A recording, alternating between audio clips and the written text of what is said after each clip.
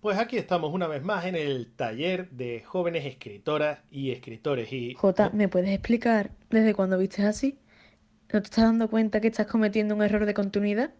pues así dicho, parece que la he cagado.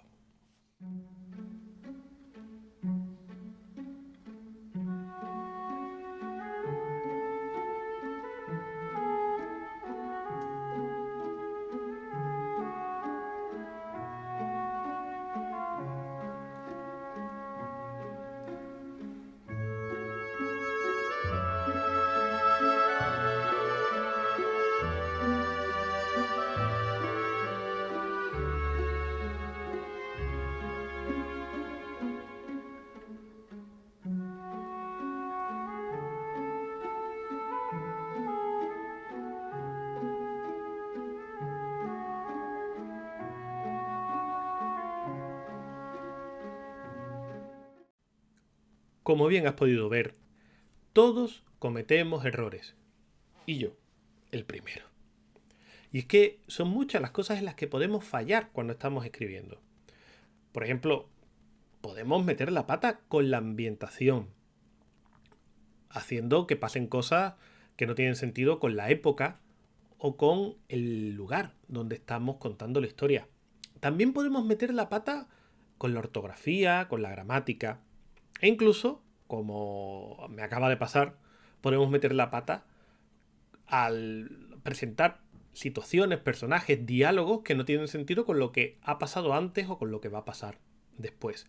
Lo que solemos llamar algo que se sale del personaje, ¿no? Vamos a dedicar el día de hoy no a dar técnicas para escribir, sino a hablar de lo importante que es reescribir, releer y reescribir. ¿Y por qué? Porque si todos cometemos errores, lo lógico es que todo lo que escribamos contenga algún tipo de error. Y la única forma de conseguir que nos salga el mejor trabajo posible es revisando. Eso es lo que nadie ve nunca en una novela. Tú te lees un libro y todo parece fluir con facilidad. Sobre todo si es un libro que nos seduce, nos atrapa, nos mete dentro de la historia. Parece que es todo tan fácil, tan automático. Y sin embargo hay todo un proceso de relectura, de revisión, de quitar, de añadir, que no podemos olvidar que sucede. No podemos olvidar que nosotros también tenemos que hacerlo si queremos que nos quede un trabajo pues digno de compartir. Por ello vamos a empezar hablando de una de las cosas que, bueno, pues nos sucede un poquito a todos, pero que por suerte es relativamente fácil de corregir. Los errores de ortografía son muy comunes. Y más en esta época en la que vivimos, en la que con las redes sociales pues estamos acostumbrados a escribir con amistades, con familiares, de forma rápida, de forma automática, saltándonos las reglas de ortografía. Y está bien en esas situaciones, porque ahí lo que importa es el efecto de comunicación. Alguien que te conoce, pues no requiere una gran explicación ni un gran contexto. Ahora bien, una cosa es cuando escribimos en lo privado, es decir, en una esfera en la que la gente me conoce a mí, son unos poquitos que me conocen y yo los conozco a ellos, por lo cual si acorto las palabras, si utilizo una serie de emoticonos, de modismos, de lo que sea, la gente me entiende. Un ejemplo clarísimo. Cuando unos adolescentes hablan, muchas de las palabras que utilizan no tienen sentido en una conversación de personas que tengan 60 o 70 años. Pero para ese grupo sí tiene sentido, porque es el lenguaje habitual que ellos emplean, son los giros del lenguaje que ellos emplean. Está bien, no hay ningún problema en que ellos entre sí lo usen. El problema cuando va a venir, cuando lo intentan utilizar con gente que sale de ese contexto. Cuando tú intentas a lo mejor hacer tu examen de selectividad utilizando el mismo lenguaje que utilizas para hablar con tus amigos. Ahí es cuando metemos la pata. ¿Qué sucede al escribir? Pues lo mismo. Yo con mis amigos, con mi familia, pues pongo una K en vez de una Q, a lo mejor no pongo tildes, a lo mejor solo pongo el último signo de exclamación. Y si me como cuatro o cinco letras o las confundo, no pasa nada. Porque es una conversación que sabemos de dónde viene, sabemos a dónde va y más o menos pues se entiende. Problema: cuando saltamos de lo privado a lo público, cuando yo creo una obra y gente que no me conoce va a leer esa obra. ¿Qué es lo que pasa? Que esta gente, a la cual yo no conozco y ellos no me conocen de nada, pues solo tienen el idioma para saber qué les estoy contando. Solo tienen las reglas ortográficas para saber lo que yo estoy contando. Y si yo no utilizo las palabras adecuadas, si yo no utilizo los signos de puntuación bien, si yo no pongo tildes y en consecuencia puede haber confusión con lo que estoy diciendo, todo eso va a provocar que el relato sea difícil de leer. Y vamos a ser sinceros, nosotros, los seres humanos, somos unos comodones. Nos gusta que nos lo den todo mascadito y hecho. Por lo tanto, si un libro es muy difícil de leer por culpa de la ortografía, del vocabulario que se emplea o de cualquier otra cosa, lo más probable es que quien nos está leyendo deje el libro aparte o el relato aparte o simplemente cierre la página web donde nos está leyendo y se ponga a hacer otra cosa que le dé más gusto. Por ello, tenemos que cuidar mucho la ortografía. Yo siempre de todas formas parto de la base de que no me vas a creer, que yo te digo las cosas y no me crees. Será que como soy profesor estoy acostumbrado a decirle a los alumnos y a las alumnas lo que cae en el examen y que siempre se crean que les estoy intentando engañar. Por ello, no os fiéis de mi palabra, escuchad a una correctora de estilo profesional. Escuchar a Ana Escalona, ella fue alumna mía hace ya pues un puño de años, en uno de estos cursos de escritura, pero hoy en día pues es una correctora de estilo profesional y por casualidad pues ha llegado incluso a corregir algunos de mis libros que he sacado con la Universidad de Cádiz. Yo no sabía que los corregía ella, pero bueno, me dio un gusto enorme. Así que pensad que si yo, que os estoy explicando cosas de escribir, si he publicado libros, si os corrijo faltas de ortografía muchas veces, ¿no? Cuando me escribís algo, si yo cometo errores y necesito que alguien me corrija, todos lo necesitamos. No hay nada malo en pedir ayuda. Os dejo con Ana. Más allá de las típicas bromas sobre que nos sangran los ojos cuando vemos un texto lleno de faltas de ortografía, sí que es cierto que vuestros lectores y lectoras no os van a tomar en serio si ven un texto lleno de ellas. Van a perder el hilo de la historia y van a centrarse únicamente, por ejemplo, en ese guión que habéis escrito con tilde. El consejo más importante de todos que os doy es que leáis mucho y que leyendo mucho es como vais a escribir correctamente y vais a cometer cada vez menos faltas de ortografía porque vais a saber expresaros mejor. Tened cuidado también con el Word porque sus correcciones no siempre están actualizadas con respecto a la norma. Y hay veces que pueden jugaros malas pasadas a la hora de corregiros algunos términos, algunas expresiones. Y por último, serviros mucho de la Fundeu, que es la fundación, una fundación asesorada por la Real Academia Española y que llega a ser incluso mucho más útil que la propia academia. Se actualiza diariamente, trata siempre de actualizar los temas más candentes del momento desde el punto de vista filológico. En Twitter y en sus redes sociales siempre están resolviendo dudas, sacando noticias sobre algunos temas o algunos términos concretos que utilizamos en nuestro día a día de forma incorrecta. Incluso tienen un formulario donde puedes enviarles tus preguntas o tus dudas para que te las respondan. Y también os recomiendo que os suscribáis a su boletín de novedades que os llegan al correo para estar siempre al tanto de las últimas novedades en cuanto a corrección y en cuanto a normas ortotipográficas. Nada más, mucho ánimo con vuestra historia, con vuestros textos. No tengáis miedo ni de escribir ni de equivocaros, porque aquí voy a estar yo en el futuro para corregiros. Ya me imagino que te estás planteando dos cosas. La primera, que si tienes que releer lo que has escrito, a veces, en varias ocasiones, vas a perder mucho tiempo. Y la otra cosa que te estás preguntando es si no te vas a agobiar cuando veas que lo que has escrito tiene faltas de ortografía o tiene palabras que no pegan o incluso párrafos que ahora que los relees dices, esto no tiene sentido. Pues mira, la respuesta a ambas cosas que te planteas es que sí. Vas a perder mucho tiempo revisando y sí, te vas a agobiar. Ya está, no hay mayor problema que ese. ¿Por qué? Porque piensa que si no revisas, pues todos estos problemas que a ti te van a agobiar, imagínate cómo agobiarían a quien te lee. Me ha pasado más de una vez en estos cursos que leo un manuscrito y le comento a la persona que lo ha escrito, pues mira, esto yo no lo entiendo, ¿qué es lo que quieres decir? Y la persona lo relee y dice, pues yo tampoco sé lo que he querido decir. Pues tan simple como eso, no hay nada malo en que te hayas dado cuenta que ha habido un error, pero hay que solucionarlo. Los escritores, las escritoras, somos personas que solucionamos problemas. Tenemos que hacer que el relato fluya, que tenga sentido.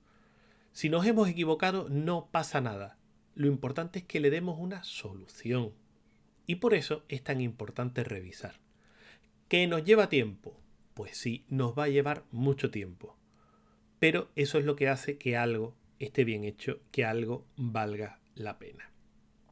Si intentamos escribir algo sin revisarlo, sin mirarlo por encima, lo que nos va a salir no termina de tener calidad. Acaba siendo pues algo que bueno le puede gustar a tu familia, le puede gustar a tus amigos, pero que nadie estaría dispuesto, alguien que no te conozca, a dedicarle tiempo. ¿Por qué?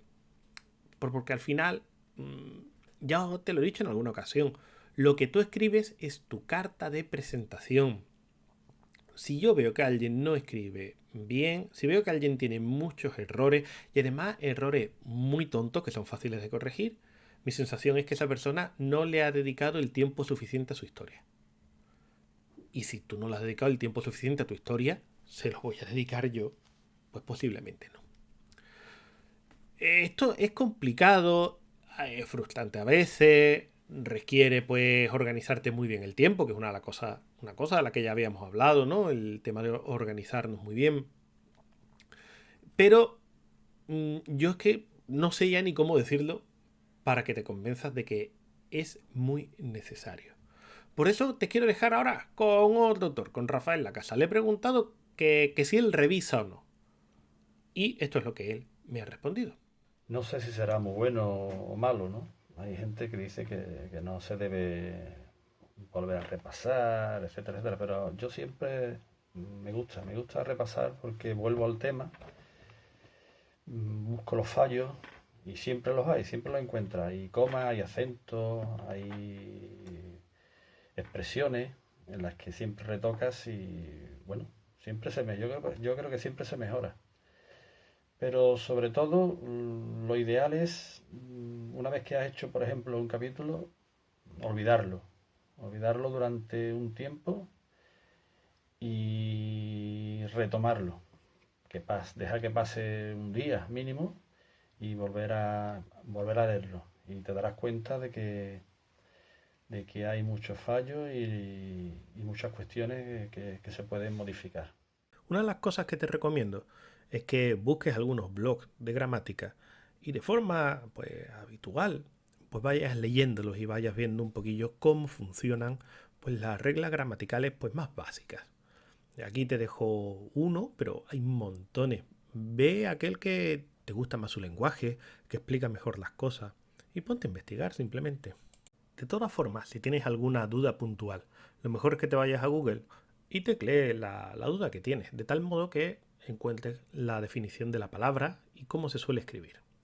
Ahora bien, muchísimo mejor si además de escribir la palabra, escribes RAE, es decir, las iniciales de la Real Academia Española de la Lengua. Si lo haces así, podrás ver la definición y podrás ver también el uso que tiene la palabra en los diferentes contextos que se maneja, de modo que tendrás una mucha mejor información y podrás utilizarla de una forma pues, mucho mejor. Pero en el caso de que no tengas dudas de una palabra, sino que estés dudando entre dos, pues puedes escribir ambas palabras con el O en medio y te aparecerán diferentes páginas web, por ejemplo, la misma la RAE que te he dicho, donde te explican cuándo se utiliza cada una, de qué forma o de qué contexto se pueden utilizar. Más allá de la ortografía, siempre es importante que revisemos también la historia y el lenguaje. Son dos aspectos muy importantes. ¿Y por qué? Bueno, pues la historia, porque muchas veces tenemos una idea en la cabeza y es una idea un poco conflictiva. ¿Por qué? Porque tenemos diferentes puntos de vista, diferentes personajes que podían estar implicados en esa escena. A lo mejor tenemos finales diferentes que no nos terminan de satisfacer. O incluso la novela hay un momento en el que se nos divide en dos partes y no sabemos por dónde ir. Y tampoco tenemos tiempo para escribir dos novelas y ver cuál nos gusta más. Por eso, según vamos escribiendo, siempre es bueno volver a revisitar. Porque vamos a tener mucho más claro qué es lo que queremos hacer cuando vayamos releyendo. Ese es un consejo que os ha querido insistir mucho Desiree Bressend. Ella siempre se quejaba de que tenía el mismo problema, ¿no? Demasiadas cosas en la cabeza y hasta que no empezaba a escribir no empezaba a tomar todo sentido. Y era al releer lo que había escrito que todo empezaba a cobrar más forma, a estar más definido. Así que os dejo con ella que os quiere comentar este aspecto. La mejor parte para mí es imaginar la situación, darle vueltas en torno a una idea, pero eso hay que sentarse y expresarlo, incluso para una segunda versión, para pulir cosas, o una vez que tenemos toda la historia decir, pues esta pieza la puedo mover a este lado. Incluso para eso tienes que tener una primera versión de la historia terminada, porque si no la terminas es como si jamás hubiera existido en realidad. Pero no es solo importante revisar la historia, no es solo importante ver qué piezas encajan mejor dónde, qué cosas quitar, qué cosas poner. También debemos revisar el lenguaje. ¿Y por qué? ¿No hemos mirado ya la ortografía? Sí, pero no me estoy refiriendo a eso. La ortografía, escribir sin faltas de ortografía, es lo básico, lo mínimo que se te va a pedir. Ahora bien, sin faltas de ortografía tenemos, por ejemplo, pues la prescripción de un medicamento o la receta de un medicamento, ¿no? En la que se te explica cómo hay que tomarlo, qué sustancia es, efectos secundarios que tiene. Eso no tiene falta de ortografía y sin embargo pues no es una cosa que digamos que es emocionante ni divertido de leer. Es simplemente una enumeración de cosas. Nosotros no queremos hacer una enumeración de cosas. Nosotros no queremos decir el personaje llegó a este sitio y habló con esta persona y entonces fue a este otro lugar y habló con esta otra persona y descubrió esto y resolvió el misterio. Eso es aburrido. Nosotros queremos contar una historia que pueda emocionar, que pueda asustar y que tenga un lenguaje que te despierte esas emociones. Imagínate que ves una película, pues no sé, de ciencia ficción, de superhéroes, de fantasía, y no hay ni un solo efecto especial. Pues si estás hablando de que es un futuro con coches voladores o es un mundo en el que hay gente que vuela y lanza rayos y ahí todo el mundo está sentado tomando una taza de café, pues cuesta un poco hacerlo. Se puede hacer, se puede hacer, pero es muy difícil y no es lo habitual y se pierde mucha espectacularidad. ¿Por qué? Porque las películas necesitan de efectos especiales para contar ciertas cosas y que tú te emociones con ellas. Bueno, pues pasa exactamente lo mismo con un relato. Lo que pasa es que nosotros lo que vamos a utilizar no son efectos especiales, porque no tenemos la vista. Nosotros lo que vamos a utilizar son recursos literarios y un vocabulario adecuado. Por lo tanto, cuando estemos escribiendo, tenemos que pensar siempre de qué manera decir las cosas. Pero con las prisas, tú estás tecleando o estás escribiendo a mano, vas rápido, tienes muchas ideas, las quieres colocar y no se te terminan de ocurrir. Vas contando lo que va viniendo a tu cabeza o lo que tenías más o menos planeado, pero el lenguaje a veces lo dejamos un poco de lado, ¿no? Entonces, por eso es bueno una segunda revisión, porque a veces al revisar nos damos cuenta de que podemos contar algo de una forma mucho más interesante. Podemos hacer un símil o escribir una metáfora que haga que a la gente se le ilumine la cara, que pille del tirón una idea muy compleja, con una metáfora se entiende, con un símil se entiende. Podemos también cambiar palabras que a lo mejor son un poco ambiguas y llevan a la confusión. Para que os deis cuenta de cómo se puede usar el lenguaje, he cogido un fragmento muy pequeñito de una novela que se llama Elric de Melniboné, del escritor Michael Moorcock, que es un escritor que usualmente escribe relato corto, por lo cual no suele cuidar mucho el lenguaje. Pero en Elric de Melniboné sí hizo una novela y sí decidió pues cuidar un poquito más cómo escribía, ¿no? Revisar y alargar un poco las descripciones y todo eso porque tenía espacio para hacerlo. Entonces vais a ver cómo describe él al protagonista principal de esta historia. Os dejo con ella. Su carne es del color de una calavera blanqueada al sol, y el largo cabello que le cae sobre los hombros es de un blanco lechoso. En su testa, ausada y hermosa, destacan dos ojos sesgados, tristes y de color carmesí, y de las amplias mangas de su blusón amarillo surgen dos manos delgadas, también del color del hueso, que descansan en los brazos de un trono esculpido en un único e inmenso rubí. Los ojos carmesí muestran preocupación y de vez en cuando una mano se alza para tocar un yelmo ligero, colocado sobre la cabellera blanca, un yelmo fabricado con una aleación oscura y verdosa, exquisitamente batida hasta darle la forma de un dragón a punto de emprender el vuelo. Ya te he comentado más de una vez que el lenguaje es importante, pero fíjate cuánto llega a serlo aquí. El autor podría decir simplemente que el personaje de Elric es albino o que tiene la piel blanca, ya está. Sin embargo, utiliza una serie de recursos literarios. Fíjate que nos explica que su carne es del color de una calavera blanqueada al sol. Eso es una imagen. No solamente nos está diciendo qué color tiene la piel, sino que además nos está haciendo pensar en una calavera. Lo cual, si seguimos leyendo, descubriremos que tiene mucho que ver con el aspecto de él, una persona delgada, débil. También sigue jugando, ¿no?, con el lenguaje. Nos dice que su cabello es lechoso, en lugar de blanco, simplemente. Esto es un uso elegante del lenguaje, una forma de inflamar la imaginación de quien le lee. De este modo, no es solo describir, es jugar con imágenes. Por último, tenemos que releer para darnos cuenta si la historia tiene coherencia. No estamos hablando ya de que esté bien escrita, no estamos diciendo que sea interesante o menos interesante, estamos diciendo que las cosas que suceden tengan sentido. Y para ello tenemos que ser conscientes de qué estamos intentando contar. Tenemos que imaginarnos qué está sucediendo en cada escena. Os pongo un ejemplo. En una novela de terror que corregí, había unas criaturas que la luz, cualquier tipo de luz, podría ser la del sol, pero también podría ser la de una linterna, les hacía estallar en llamas. El protagonista baja a las alcantarillas donde habitan estos seres y lo que hace es protegerse perfectamente contra ellos. Se pone aquí en los hombros con cinta adhesiva unas linternas y también en la parte de atrás también tiene linternas alumbrando hacia atrás. A la altura de las caderas también se pone unas linternas alumbrando para el suelo por si está bajando y alguna intenta agarrarle. Y en el techo, como también puede que haya algún bicho, se pone en la gorra una linternita para arriba. Más allá de que la apariencia del personaje tenía que ser bastante particular y que eso me parece a mí que con simplemente cinta adhesiva no se iba a aguantar mucho.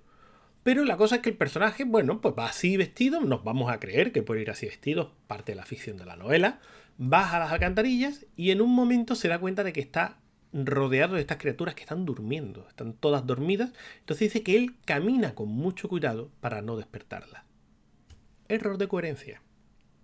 Si tú me acabas de contar que esas criaturas con cualquier haz de luz estallan en llamas y tú eres la feria de tu pueblo andante, eres luces por todos lados, tú ahora mismo lo que estarías en mitad de un incendio, porque estarían todas las criaturas estallando en llamas, porque dices que vas con las luces encendidas. Eso fue un error de coherencia. Cuando se lo dijimos al autor, pues dijo, no, pero eso se explica porque...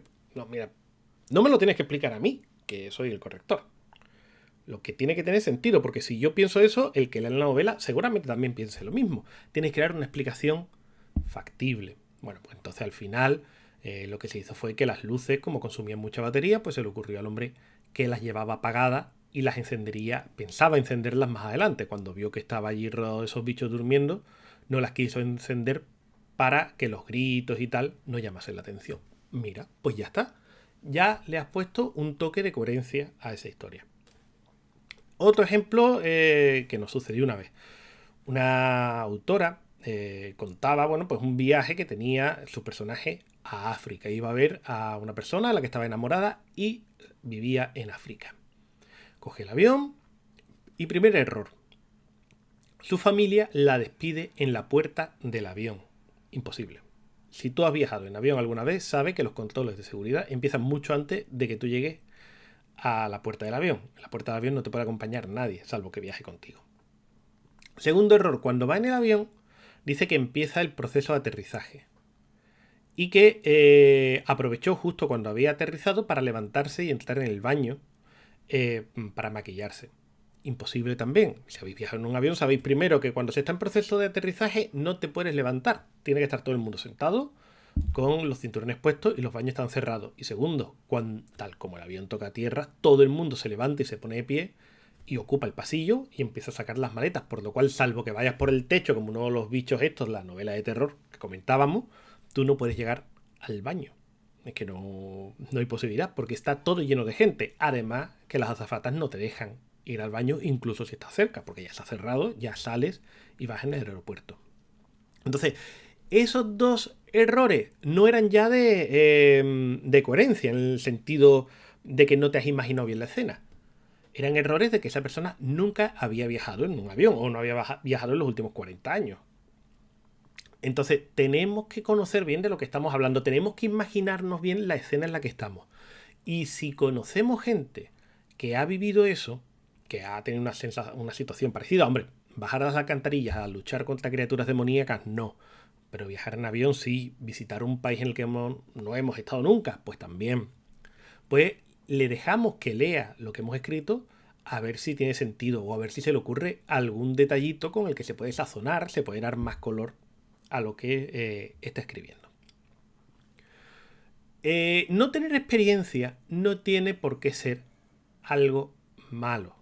No podemos tener experiencia de todo lo que escribimos. No todo lo que escribimos se puede basar en nuestra vida. Vamos a empezar por lo básico. Si quieres escribir una novela histórica o una novela de ciencia ficción, ni tú vives en el futuro, ni la tecnología que te escribes existe, o tú no has estado en el pasado, por lo cual hay mucho de invención. Pero recordad, siempre se puede investigar. Os quiero dejar con uno de los compañeros que nos ha estado hablando todo este tiempo sobre escribir, que os va a explicar un poquito pues cómo se puede hacer. José Manuel Palacios nos va a explicar cómo la experiencia, sí, está bien, pero hay otras opciones de documentarnos. ¿De acuerdo? Venga, pues os dejo con él y tenerlo en cuenta que él ha escrito mucha fantasía y mucha ciencia ficción, por lo que sabe lo que habla. La experiencia siempre es un grado. Esto es así. Es decir, cuando uno tiene experiencia sobre algo es mucho más fácil tirar de recuerdos, tirar de lo que lleva dentro para expresarlo en un papel. Los actores de método, por ejemplo, se meten muchísimo, se preparan los personajes durante muchísimo tiempo para que les sea más fácil realizar un papel. Estudian, empollan, intentan hacerse pasar por el tipo de personaje al que van a representar.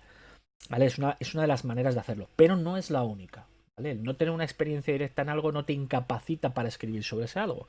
Si bien ayuda, en los días que corren es muy muy fácil conseguir información de todo. Tenemos una red de conocimientos mundial, que la mayoría utilizamos para ver gatitos o porno, ¿vale? Pero vosotros tenéis en la mano esta red de conocimiento mundial para conseguir información de prácticamente lo que queráis.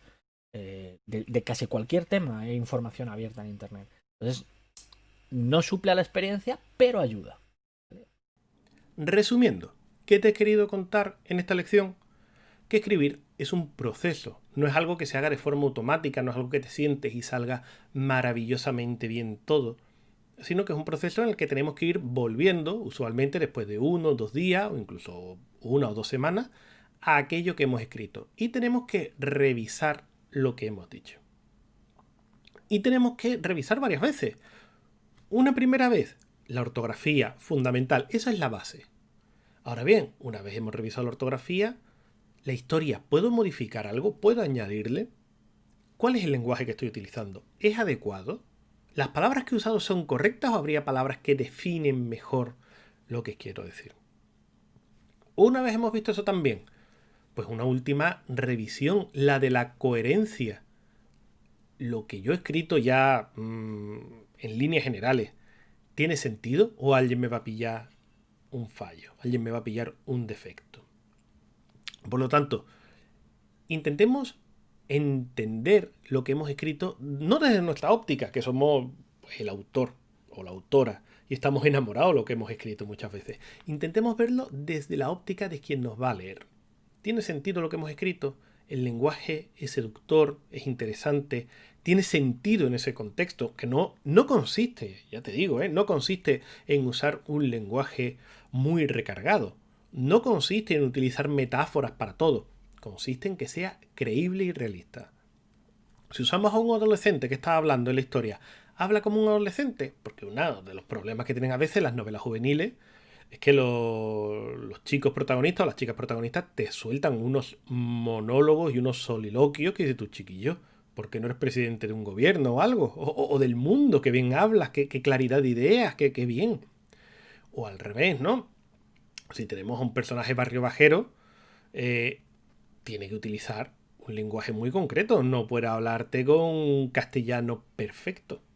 Entonces, todos estos detalles los tenemos que tener siempre presentes. El lenguaje, la coherencia, cómo encaja en la historia y nuestra propia ortografía. ¿De acuerdo? Tenerlo muy presente. Por favor, no te agobies. Te lo pido por favor, no te agobies porque las cosas no salgan a la primera. Escribir es un proceso de revisar. Lo más rápido, escribir la primera idea. Pero luego hay que volver a ella, hay que volver a mirar. Organízate, aprende a jugar, a experimentar, a ver qué pasa si mueves esta pieza de aquí, si a este personaje le quitas importancia y a este se la das. Aprende a hacer esas cosas. Es parte del juego, no es algo malo. Disfrútalo, diviértete. Es una especie de lo que llamaban en los cómics un what if. ¿Qué pasaría si? ¿Qué pasa si cambio al personaje y ya no es el protagonista? ¿Qué pasaría si meto a este personaje y le añado algo? ¿Qué ocurre si quito esta escena? Juega con eso, disfruta. Que vas a tardar más tiempo, pero seguro que el resultado te va a gustar más. Y justamente de esto va la única actividad que te voy a mandar hoy. Quiero que hagas una revisión a uno de los textos que has escrito. Puede ser un texto que me has mandado a mí, o puede ser pues un texto que tú hayas escrito, o un relato que tú ya tuvieras, lo que sea. Cualquier cosa. Pero no quiero que me mandes el relato en sí. Mándamelo, claro. Pero yo no voy a saber, si nunca lo he leído, no voy a saber si has hecho cambios o no. Quiero que me apuntes al final del relato qué cosas has pensado que debes de cambiar. A nivel de ortografía, a nivel de historia, a nivel de lenguaje, a nivel de coherencia. Yo me leo el relato y te comento si me parece bien, si me parece mal, si te doy alguna idea de cosas que podrías haber quitado y no lo has hecho, o si algo a lo mejor tú lo quitas porque no te gusta. Pero a mí me parece que está bien, que a veces somos demasiado críticos y tenemos que aprender también a no fustigarnos.